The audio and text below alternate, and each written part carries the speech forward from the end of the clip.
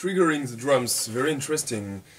It's funny to check out the forums and to see in general that in the drummer world it's a constant fight between people who like triggers and people who hate triggers. And I don't really see why. The trigger is just a tool between the drummer and the drum kit, you know. It's a tool we use in studio, in live, and for several reasons. So first, I would say the trigger allows you to play fast and still be clear. So I'm talking about a kick, okay? I'm talking about triggering the kick. I never trigger the toms and snare because to me it kills all the groove, all the dynamics and the natural feeling. For the kick it's a little bit different because of course you have two different techniques most of the time, a leg technique for the slow motion and ankle technique for the fast motion. So let's say you get two main different volumes. That's a problem if you don't use triggers. But I was more talking about is it killing my natural flow, my natural drumming basically. And I thought when I tried first, you know, I thought that triggering the toms and snare didn't work, and it sounds too mechanical, it sounds too unnatural. Second reason is when you play live, okay? You don't have the time to check out the stage, you can't make a perfect kick sound. If you use triggers, you just plug in and it works, okay? Of course you have to set up the settings, but it works. The sound is immediately clear and there is almost nothing to do, you know. If you use mic, you can use an EQ and compressor and several things, but you can't reach the MIDI signal, of course.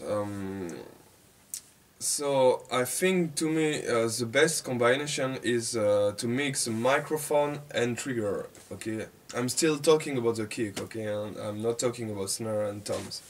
And I like mic plus trigger because the trigger will give you the attack just to pierce the mix, you know, to pierce the wall of frequencies and get its own area. And the microphone will be more for keeping your natural feeling, your natural dynamics. So it's a perfect mix. Triggering is basically the most difficult way of playing bass drum. Some people say about triggering, they say that triggering is cheating, just because they think that triggering makes you play better, but it's totally the opposite.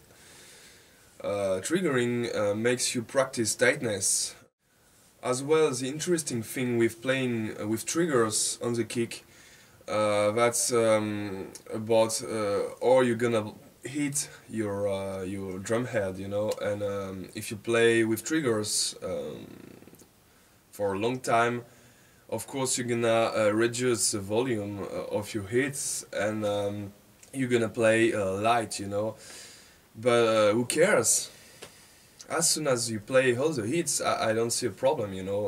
Of course when you play fast you can't hit the drum head like crazy. The mechanical approach of playing drums in death metal, it has to be mechanical, it has to be constant, you know, and triggering is the only way to reach what you hear on the CD, you know. And if you wanna check out how it's difficult to play with triggers, maybe you have some experience with triggers, just record yourself if you can, you know, and just mute all the tracks and play the trigger track in solo. And even if you play slow 16th note, it will never be perfectly clean as soon as it's not a machine. And therefore, when you play live, you might use triggers for the monitors, you know, so guitar players, bass players and singers can hear you kick properly, because in extreme metal all the musicians have to hear the kick, especially when you play half beat, blast beat or half beat rhythms with snare half beat, you know. It has to be very clear on the kick, you know, and triggers is the best way to do it properly.